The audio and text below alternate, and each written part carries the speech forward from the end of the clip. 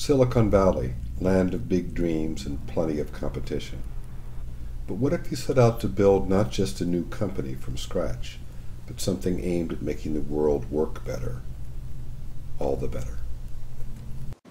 Part of the challenges of creating a company is how passionate are you about addressing the problems that are faced. So, we could have, when we were talking about starting a company, we looked at a number of opportunities, things from social networking to connecting people up and so on. And then when we identified this problem, namely trying to address the water shortages and scarcity in the world, we said, hey, this is something that has social meaning, technological satisfaction, and potentially it will do good for the world. So that's why we decided to focus on creating a company to help manage our water resources more efficiently. Shraram and 4 other startup CEOs participated in an IBM SmartCamp competition in early September.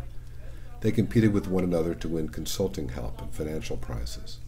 The winner will also go to the SmartCamp finals in Ireland in November. So IBM is conducting the SmartCamp because we care about what entrepreneurs are doing in innovation confined by the vision that we have, which is a very broad sense of looking at the world from what is going on and what is going to accelerate even farther, the interconnectivity, the instrumentation, the intelligence. So how do you reach out to the entrepreneurs? Have them understand where the gaps, where the opportunity to innovate are, identify those that has the ideas that will fit in to that grand vision of smarter planet, and start nurturing them, not just by IBM, by our customers, by our partner in the venture community, in the academic community.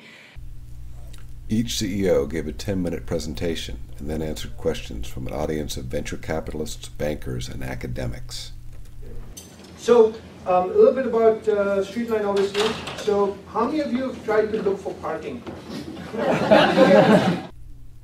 Then each CEO spent half an hour with each of 5 mentor groups, veteran venture capitalists and business people who poked holes in their plans and gave advice. You do have all of the themes you talked about: conservation, green, energy, sort of home management, right, are all consumer-oriented as well.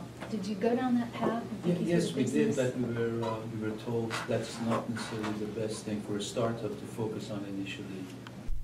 At the end of the day, the CEOs said they learned a lot. And they had a huge range of feedback from the panelists.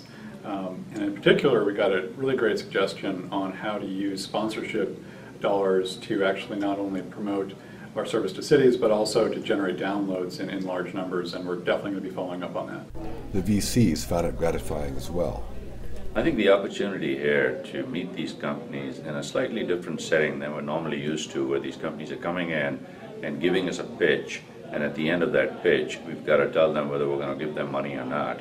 That's different than what we see here. This is an opportunity to mentor these folks, to give them some very candid feedback, because we're trying to help them and get them to a point where they can eventually go and pitch their deal to venture capitalists like ourselves, and that is the moment of truth for them, where they will get money or not.